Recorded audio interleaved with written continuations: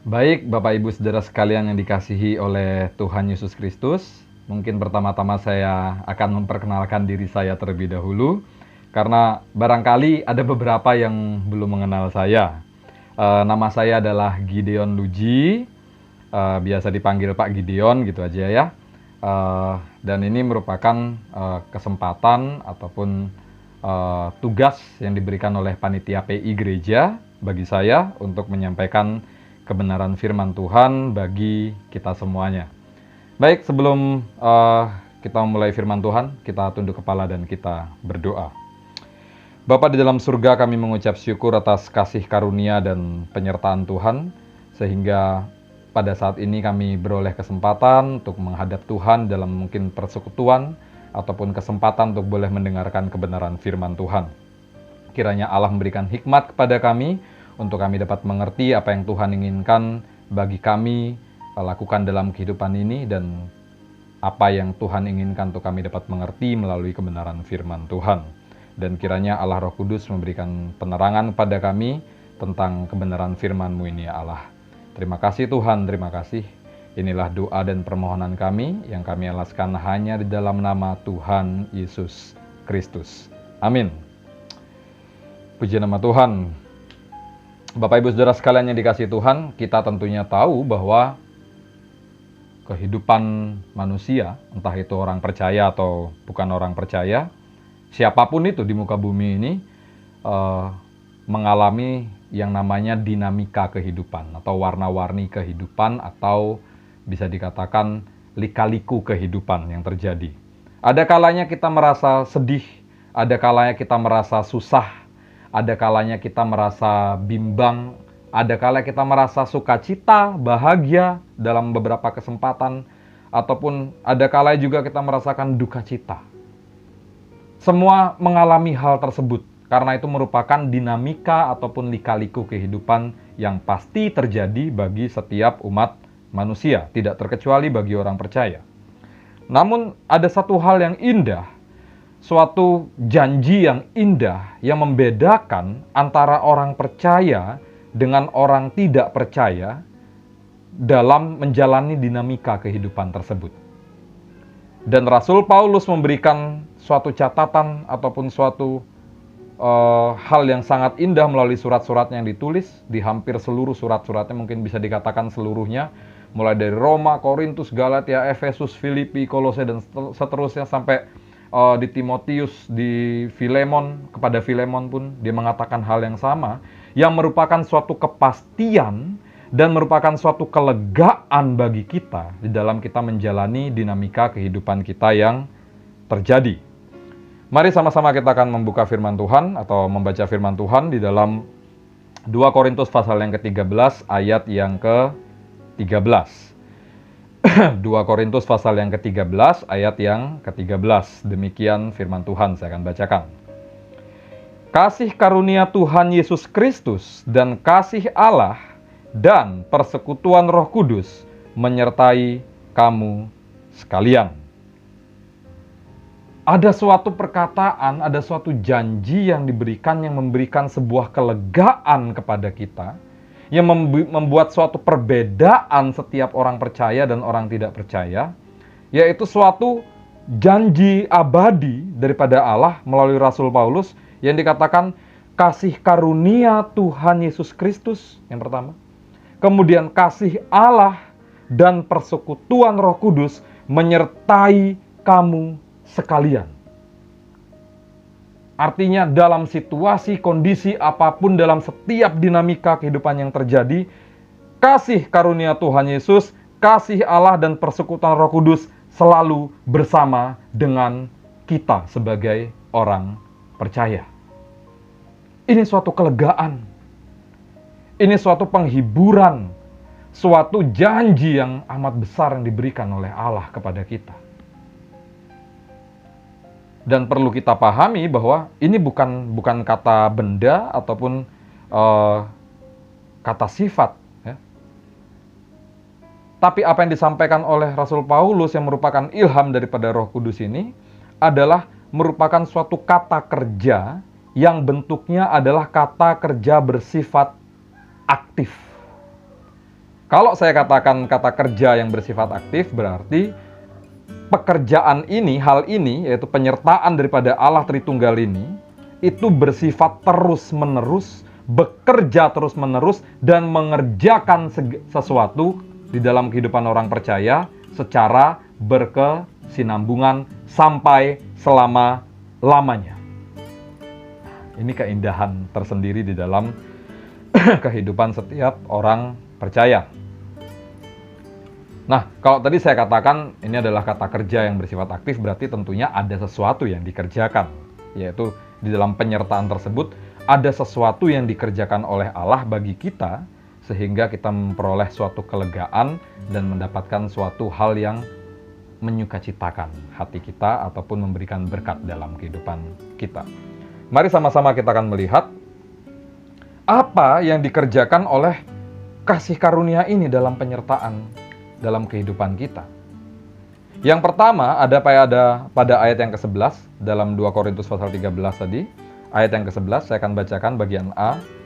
Akhirnya saudara-saudaraku, bersukacitalah. Akhirnya saudara-saudaraku, bersukacitalah.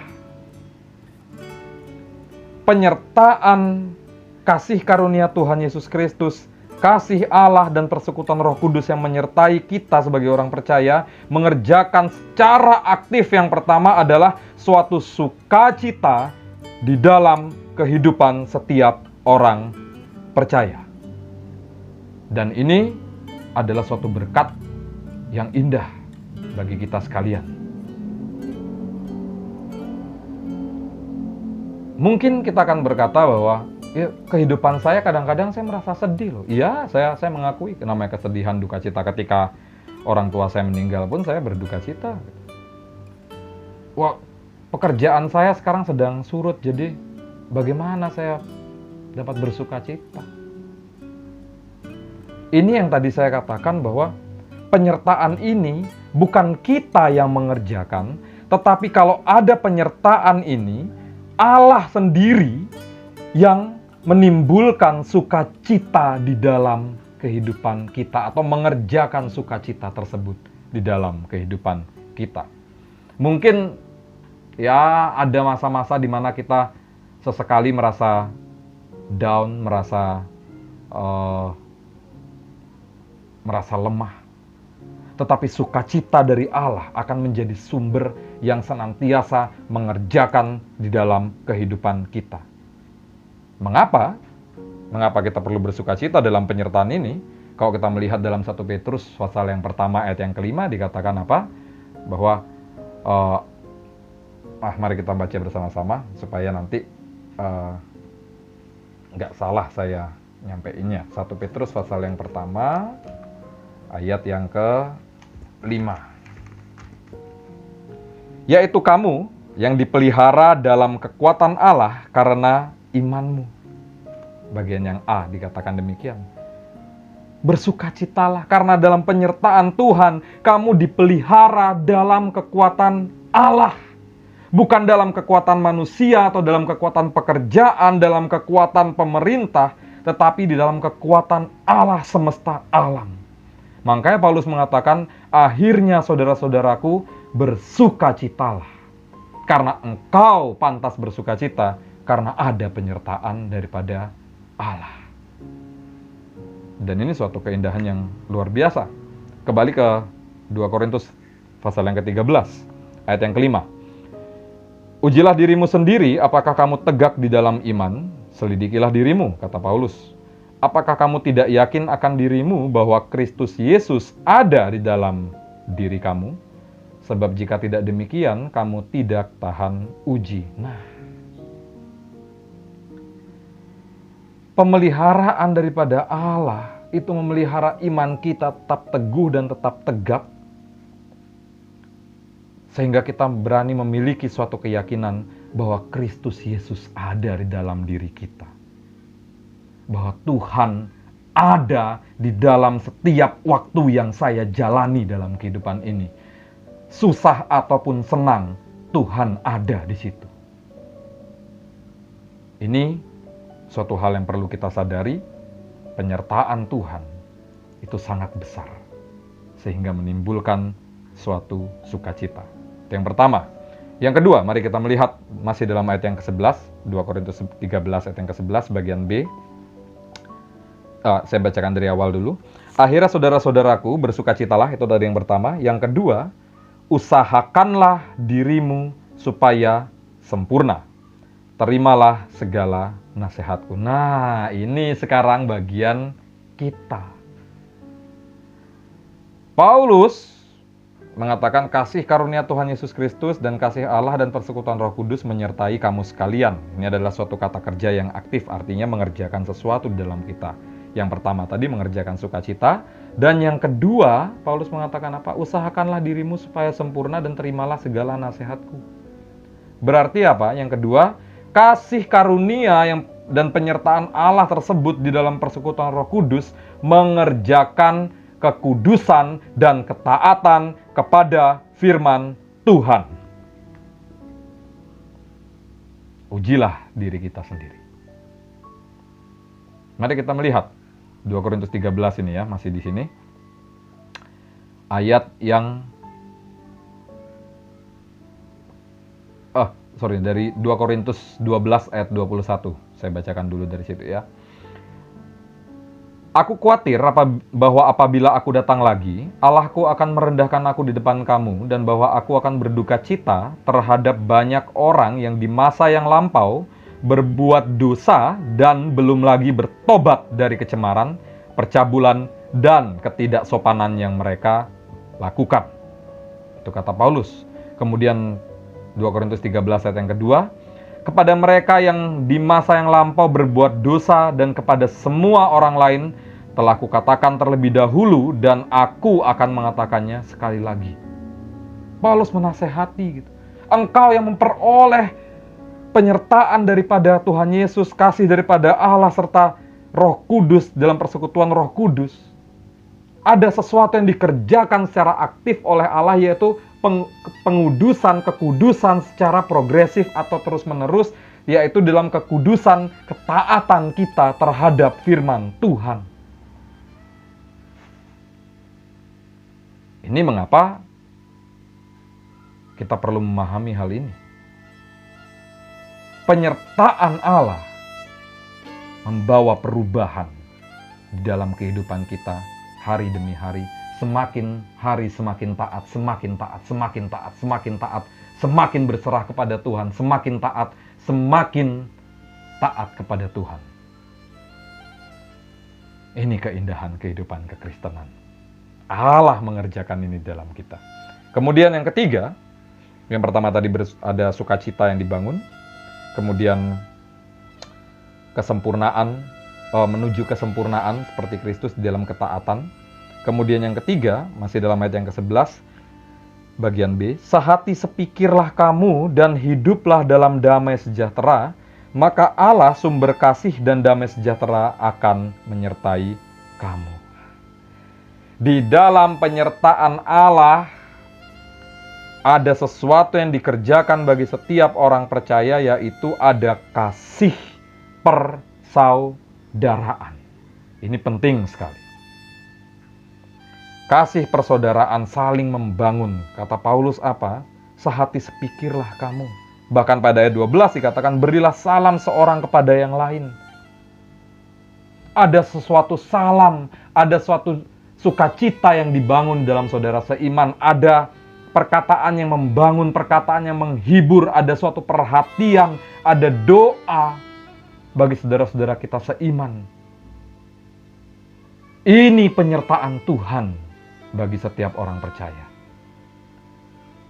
Bukan hanya penyertaan yang menimbulkan sukacita, tapi juga penyertaan yang mengerjakan kekudusan dan penyertaan yang mengerjakan suatu kasih yang dibangun dalam kasih persaudaraan.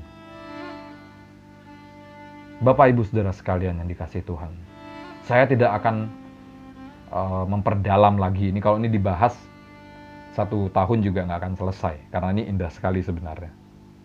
Tapi saya ingin kita mengerti dan memahami, saya dan saudara mengerti dan memahami, bahwa sebagai orang percaya, kita memperoleh kasih karunia Tuhan Yesus Kristus, kasih Allah dan persekutuan Roh Kudus yang menyertai kita senantiasa, tidak berkesudahan, terus-menerus, detik demi detik, waktu demi waktu. Dan secara aktif mengerjakan sukacita di dalam kita, mengerjakan kekudusan di dalam kita, ketaatan, dan mengerjakan kasih persaudaraan dalam kita. Saya tahu mungkin ini saat-saat yang sulit bagi kita sekalian. Semua orang merasakan kesulitan. Namun sebagai orang percaya kita memiliki kelebihan, yaitu Allah Tritunggal. Kekuatan Allah yang Maha Dahsyat menyertai kita sekalian. Dan tidak berkesudahan, dan justru mengerjakan secara aktif di dalam kita seluruh hal yang membawa damai sejahtera bagi kita. Doa saya bagi kita sekalian, kiranya kasih karunia Tuhan Yesus Kristus dan kasih Allah dan persekutuan Roh Kudus yang menyertai kita sekalian menjadi bagian daripada kehidupan kita waktu demi waktu. Mungkin di antara kita ada yang belum percaya kepada Kristus. Suatu kesempatan besar terbuka. Keselamatan yang besar, yang tidak ternilai, yang tidak sebanding dengan keadaan apapun di dalam dunia ini, akan menjadi milik kita kalau kita mau membuka hati kita dan menerima Ia sebagai satu-satunya Tuhan dan Juru Selamat kita. Dan doa saya kiranya Roh Kudus berbicara kepada kita sekalian, sehingga kita mau membuka hati kita dan kita mau mengenal Tuhan lebih dalam lagi. Tuhan memberkati. Kita berdoa. Bapa di dalam surga, hamba-Mu telah selesai berbicara. Kiranya Tuhan menyempurnakan, Roh Kudus menyempurnakan di dalam hati kami apa yang Tuhan inginkan. Jikalau ada di tengah-tengah kami saat ini Tuhan yang sedang mendengarkan, masih ragu ataupun belum percaya kepadamu, Tuhan, kira belas kasihan Tuhan boleh turun kepadanya, sehingga ia memperoleh kesempatan untuk bersukacita bersama kami, karena kami memiliki suatu jaminan keselamatan di dalam Tuhan. Kami memiliki Engkau sebagai Tuhan dan Juru Selamat kami yang hidup, dan kami memiliki suatu janji yang pasti akan penyertaan Tuhan. Terima kasih Tuhan, terima kasih. Berkatilah setiap anak-anak Tuhan dalam kehidupan mereka masing-masing pribadi lepas pribadi. Dan kira penyertaan daripada Tuhan boleh menjadi bagian dari kehidupan kami masing-masing. Dan akhirnya kami menutup pemberitaan firman Tuhan ini hanya di dalam nama Tuhan Yesus Kristus. Haleluya. Amin.